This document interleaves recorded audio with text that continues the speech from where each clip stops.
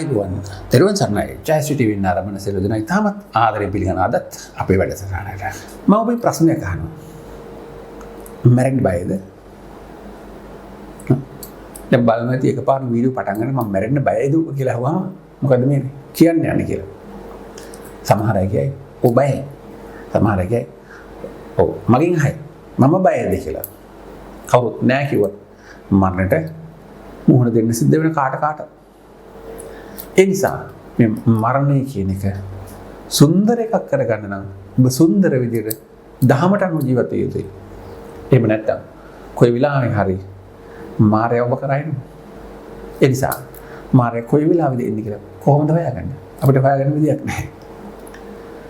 හුස්ම ටික ඉහළට දාලා ඉහළට අරගෙන පහළට දාන ටිකටත් මැරෙන්න පුළුවන්. බත් කන ටිකට බත් පිටක් හිර වෙලා මැරෙන්නත් පුළුවන්. වතුර බොනකොට ඒක හිර වෙලා මැරෙන්නත් පුළුවන්. මේ විදිහට දහමේ සටහන් වෙනවා. ඉතින් කොහොමද අපි අද කතා කරන්නේ ටිකක් අමුතුම විදිහේ මාතෘකාවක්. මරණය. විශේෂයෙන්ම මේ මරණය ගැන කතා කරන එක ඇත්තට වැදගත් නැති. හැමෝම මැරෙනවනේ. ඒක ලෝක ස්වභාවය. දැන් අපි සින්දු තියෙනවා ලියලා තනිවයි උපන්නේ තනිවයි මැරෙන්නේ කියලා කියනවා. ඉතින් හැබැයි මේ මරණය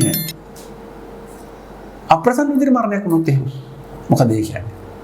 හදිසි අනතුරක් වුණොත් එහෙම ඒක දරා ගන්න බැරි.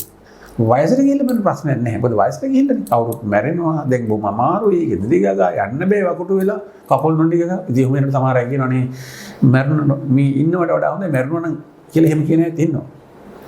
ඒකද ඉතින් ඒ වගේ මරණයකට වඩා අපි දැකලා තියෙනවනේ පුංචි දරුවෝ මල් වගේ හැබැයි මැරිලා දැකලා තියෙනවා. හැබැයි තවත් සමහර අය පාරේ නිකන් බල්ලෝ වගේ මැරලා ගිහලා තියෙනවා. තව සමහර අය වෙඩිතිල මරලා දාලා තියෙනවා. විවිධ හේතු මත. ඒ වගේ මරණය සිද්ධ වෙනවා. සමහරවිට වාහනයකට යට වෙලා මැරිලා. ලිඳකට වැටිලා. මූදේ නාන්න ගිහිල්ලා. දැන් ප්‍රවෘත්ති බැලුවොත් අහන්න ලැබෙන්නම මේ වගේ දේවල්.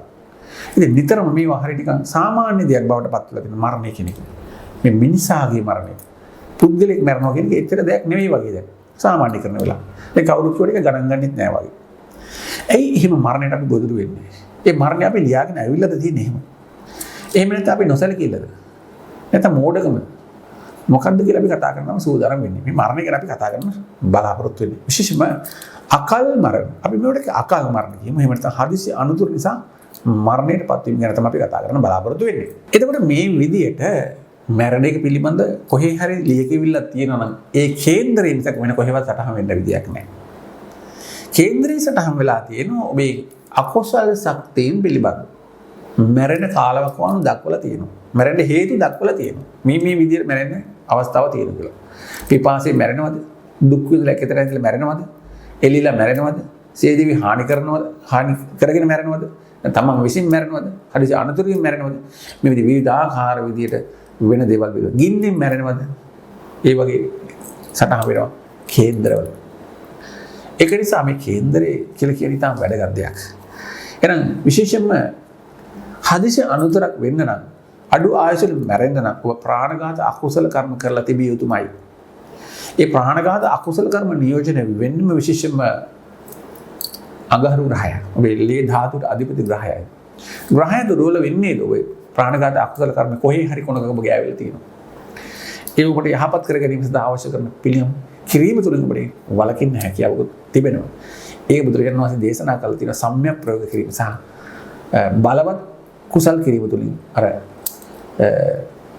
විපාක දුර්වල කරන්න පුළුවන්. ඒ වගේ දැන් අඟහරු ග්‍රහයේ බලපෑමට අපි ලේ ධාතුවේ අධිපති ග්‍රහය නිසා මරණයටපත් වෙන බවත් අපි කිව්වා. හැබැයි සමහර වෙලාවට අපි දැකලා තියෙනවා මේ මානසික මට්ටම අවුල් නිසා තමන්ගේ ජීවිතය හානි කරගෙන තියෙනවා. ඒ මනසේ තියෙන ඇති වෙන ස්වභාවය. ඒතර ඒ අර යම් විදිහට තමන් සසරේ කරන ලද අකුසලයක් තමන්ගේ හිතේම හටගෙන තමන් විසින්ම ජීවිතේ හානි කර ගන්නවා. අන්න එහෙම වෙනවා.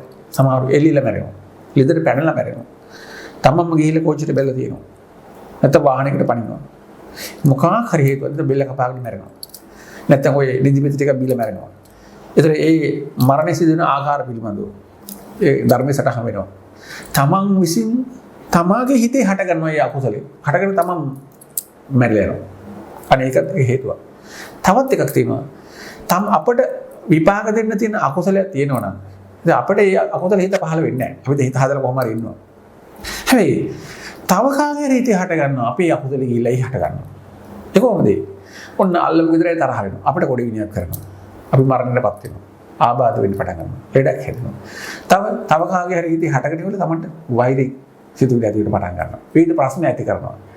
පොලිසිය යනවා. කිරෙත් යනවා. විවිධ ප්‍රශ්න නිර්මාණය වෙන්න පටන් ගන්නවා. අන්න තමන්ට තමයි අකුසල විපාක දෙන්න තිබුණේ. කොහෙද? තමන්ගේ අකුසල විපාකේ පළ දුන්නේ අනුන්ගේ හිතේ හටගත්ත වෛරය තරහ. පුංචි දෙයකට තරහ කෙරුවා. පුංචි කතා බහකට. ඒක වචනයකට. එහෙම දේවල් වෙලා තිබුණා. ඒ නිසා පිළියම් ගිහිල්ලා මරණයටපත් වෙන අවස්ථා තියෙනවා. අපි සුන්දරයි කියලා හිතන දේ සුන්දර වෙන්නේ නැහැ. කටුක බවටපත් වෙනවා. ඒක නිසා ඒ වගේ දේවල් සිද්ධ වෙනවා. ඊළඟ බුදුරජාණන් වහන්සේ දේශනා කළා තියෙනවා. ස්වභාව ධර්ම විසින් අපිට ඒ දනුම ලබා දෙනවා. සමහර අවස්ථා. ස්වභාව ධර්මයට අපි යටත් වෙනවා. සමහරවිට ගමනක් යනකොට ඔය කිසිම දෙයක් දන්නේ නැහැ යනවා. යන වෙලාවට ගහක් අත්තක් කඩන්න වෙනවා. ඔළුව උඩ වැටෙනවා. නැත්නම් තමයි පොල් වත්තේ ඇවිදිනකොට පොල් ගෙඩියක් ඔළුව උඩ වැටෙනවා. මරණයටපත් වෙනවා. හිතපො නැති වෙලාවකට කොහේ හරි යනකොට ඔන්න සර්පෙක් දස්ස කළා මැරෙන්න පුළුවන්.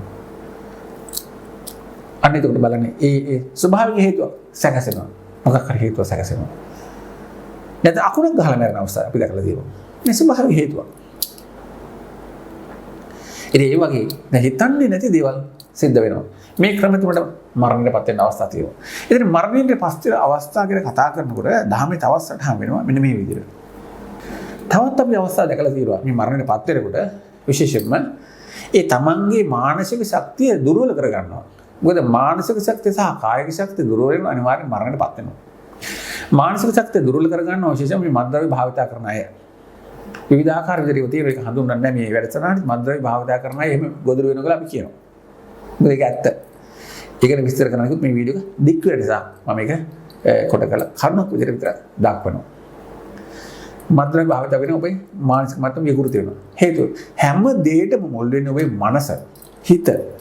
එනගේ මනෝභාවය දුර්වලයි කියලා ඔබ කරන හැම ක්‍රියාවක්ම දුර්වල ස්වභාවයටපත් වෙනවා. ඒ නිසා ඔබට අනතුරු ඇති වෙන්න පුළුවන්. ඒකයි හේතුව. ඒ නිසා විවිධාකාර ප්‍රශ්න ගැටලු නිර්මාණය ඔබට මෙන්ම අනිත් අයටත් ඒ ගැටලු නිර්මාණය වෙන්න පටන් ගන්නවා. එතකොට ධර්මයේ සටහන් වෙනවා මෙන්න මේ විදිහට මරණය සිදෙන ආකාර කීපයක් සටහන් වෙලා. ආයුක්කේ මරණය. ආයුෂ ඉවර වෙන. තමන් ගෙනාව ආයුෂ ඉවරලා මරණයටපත් වෙනවා. සමහරට ආයුෂ 10ද ආයුෂ කරලා තියෙන ඒ ආයුෂ ඉවර වෙනවා. එතකොට මරණයටපත් වෙනවා. ඒකට වයස් ભેදයක් නැහැ. ගෙන ආයුෂ ඉවර වෙනවා. කම්මක්කේ මරණය. අපි ගෙන කර්ම ශක්තිය ඉවර වෙනවා. ඉතින් කොයි වෙලාවෙද කර්ම ශක්තිය ගෙවෙන්නේ? ඒ වෙලාවේ මරණයටපත් වෙනවා. ඊළඟට තියෙනවා උභයක්කේ මරණය. ගෙන ආයුෂ සහ කර්මය දෙකම ඉවර වෙනවා. එතකොට මරණයටපත් වෙනවා. ඊළඟ කරන තමයි උපච්ඡේදක කර්ම. ඒ කියන්නේ ආයුෂක් තියෙනවා. කර්මයක් තියෙනවා. ශක්තිය හොඳයි. දෙකමත් හොඳට තියෙනවා. ඒ වෙනත් දෙයක් හේතුවක්. ස්වභාවික සාධකයක් හේතුව මරණයටපත් වෙන්න පුළුවන් අපි. ඒ නිසා අපි දුමුදාරි අපි ඔය එකක්වත් මොකුත්ම නැහැ. දැන් අර බටේ රට පැවතුණු යුද්ධය බලන්න. යුද්ධෙදිත් කොහෙන් හරි මිසයිලයක් වැටලා හරි බෝම්බයක් වැටලා මොකක් හරි අන්න මැරෙන්න පුළුවන්. ඉතින් අපි එහෙම දෙයක් අපි කාගොත් එක තරහකුත් නැහැ ද්වේෂයෙන් හටගත්තේ නැහැ මොකුත්ම නැහැ අපි අහක ඉඳලා අපි මරණයටපත් වෙන අවස්ථා තියෙනවා. අන්න එහෙම එකකුත් සටහන් වෙනවා. ඔන්න ඔය ආකාර හතරට තමයි කෙනෙක් මරණයටපත් වෙන්නේ කියලා ධර්මයේ සටහන් වෙනවා. එහෙනම් කේන්දරයට තාටිය පොඩ්ඩක් බර කරලා දාලා ඉවර කරන්න. දැන් ඔය ඇතර ගිහලානේ ආයෙත් බැඳලා ඉවර කරනවා. හොඳයි එතකොට දැන් අපි ඔය කියපු කරුණු කාරණා දෙක හොඳට කල්පනා කරලා බලන්න. ඔබට ඔබේ කේන්දර සටහනේ 6 8 12 දුර්වල වෙනකොට මාරක ස්ථානාධිපති දුර්වල වෙනකොට 22 වෙනි දෙරිකානාධිපති දුර්වල වෙනකොට 64 නවාංශකාධිපති දුර්වල වෙනකොට ඒ ගෝචර යන ක්‍රියාත්මක වෙනකොට අඟහරු දුර්වල වෙනකොට චන්ද්‍රයාගේ දෘෂ්ටි දුර්වල වෙච්ච චන්ද්‍රයාගේ දෘෂ්ටි වැටෙනකොට ආවපක්ෂයේ චන්ද්‍රයා ප්‍රබල වෙලා අර විදිහේ ග්‍රහචාරයක් සටහන් වෙනකොට නීච වෙච්ච චන්ද්‍රයාගේ මහරස අතුරුදසා එනකොට මෙන්න මේ වගේ වෙනවා. ඒ විතර නෙමෙයි බුධ ග්‍රහය බුද්ධිට අධිපති ග්‍රහ නීච වෙනකොට ස්නායු පද්ධති සහ සම්බන්ධ ලෙඩ රෝග හැදෙනවා. ඒකත් මරණ හේතුවක් වෙන්න ඉඩකඩ වැඩි. ඒ නිසා මේ වගේ කර්ම කාරණා ගොඩක් තියෙනවා. ජෝතිෂ දැනුම තියෙන අයට මේවා හරහා ඒවා අධ්‍යයනය කරලා බලන්න පුළුවන්. අපි හොඳට බලලා තියෙනවා ඒ වෙයිනි දේවල් සිද්ධ වෙන බව. ඒ නිසා මෙන්න මේ කියන ජ්‍යොතිෂ ශාස්ත්‍රය හරහා එවැනි දේවල් අපිට අවබෝධ කරගන්න පුළුවන්. ඉතින් ඒ නිසා ඔබගේ කේන්ද්‍ර සටහනේ එවැනි දෙයක් තියෙනවා ඔබේ දරුවගේ ඔබගේ ස්වාමියාගේ බිරිඳගේ හෝ කාගේ හරි පොළේ සමාජිකයෙකුගේ කේන්ද්‍ර සටහනේ මෙවැනි දෙයක් දැනගැනීම වැදගත් වෙනවා නේද? ඒ නිසා තමයි මේක ඊටම වැදගත් වෙන්නේ. අවදානමකට පෙර සූදානම් වෙන්න. පස්සේ අඬනවට වඩා දුක් වෙනවට වඩා හුල ඉන්නවට වඩා ජීවිතේම නිකන් නැති වුණා වගේ වෙනවට වඩා පොඩි කාලයක් කැප කරලා ඒකට අවබෝධයක් ලබාගෙන දක්ෂ ප්‍රවීණ ඔබගේ පවුලේ ජෝතිෂ මහත්මයා හෝ මහත්මිය ළඟට ගිහිල්ලා මේ පිළිබඳ අවබෝධයක් ලබාගෙන ඒවේ වලකින්න කටයුතු කරන පිළියමුත් අහගත්තොත් කොච්චර හොඳයිද? මේකට පිළියම් තියෙනවා. අපි විවිධ වීඩියෝ වල අපි පිළියම් පොඩි ඉදිරිපත් කරලා තියෙනවා. අපි අන්න ඒ තුලින් දහමේ හැසිරීම තුලින් ඒ පිළියම් වතාවත් කරගැනීම තුලින් ඔබට ඒවා වලක්ව ගන්න හැකියාව තිබෙනවා. ඒ විදිහට තමයි ඒ গুপ্ত ශාස්ත්‍රයේ තියෙනවා යంత్ర මන්ත්‍ර කටයුතු. ඒවා පැලඳීම තුලින් ඒවයින් මාර්ග පදින්න පුළුවන් හැකියාව තිබෙනවා. එනිසා මේ අකල් මරණ විශේෂයෙන්ම මොකද නියත මරණ නියතමයි. ඒ නිසා නියත මරණ කොහොම සිද්ධ වෙනවා?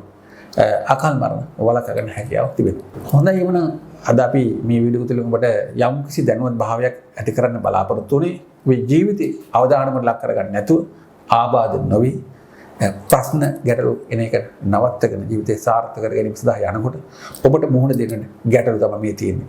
සමාජයේ බහුලව දකින්න ලැබෙන දෙයක්. ඒ නිසා ඔබට මේක අපි තරයේ කියා සිටින්නේ අවදානමකට සූදානම් වෙන්න. ඔබට මෙවැනි මානසික පීඩාකාරී තත්ත්වය ඇති වෙන විදිහේ කර්ම ශක්තිය ඇති වෙන්න පුළුවන්. පෙර සසරේ කර්ම එන්න පුළුවන්. ඒවා වළක්ව ගැනීම ඔබට යහපතක් සැලසෙන බව ඔබත් පිළිගන්නවා ඇති. හොඳයි නේද? වීඩියෝ එක දින සමගන්න සූදානම් වෙන්නේ. වෙනද වගේ මතක් කරනවා. තාමත් අපිව subscribe කරලා නැත්නම් දැන් මම subscribe කරන්න, like කරන්න, share කරන්න, comment කරන්න අමතක කරන්න එපා. ඔබට දෙන ගැටලු අපිට කමෙන්ට් කරන්න. අපි ඔයාලට පිළිතුරු දෙන්න සූදානම්. හැබැයි පොදුවේ ඔබට දෙන ගැටලු ඔය පෞද්ගලික කේන්ද්‍ර සටහන බලන්න නෙමෙයි අපි කියන්නේ. මටත් එහෙම තියෙනවද කියලා බලන්න අහන්න එපා. පොදුවේ මෙන්න මෙහෙම වෙන්න පුළුවන්ද කියලා දී අනිත් අයට වැදගත් වූ කරුණු තමයි කමෙන්ට් කරලා කියන්න. අපි ඒකට තවත් වැඩසටහනක් අපිට ඒවා අරගෙන ආවිල්ලා ඔබට ඒවා නිරවුල් කරලා දෙන්න හැකියාව තිබෙනවා. හොඳයි නම් ගිහිල්ලා එන්න සෙලදරන්න. තෙරුවන් සරණයි. දිවිරකමත් ලැබේවා.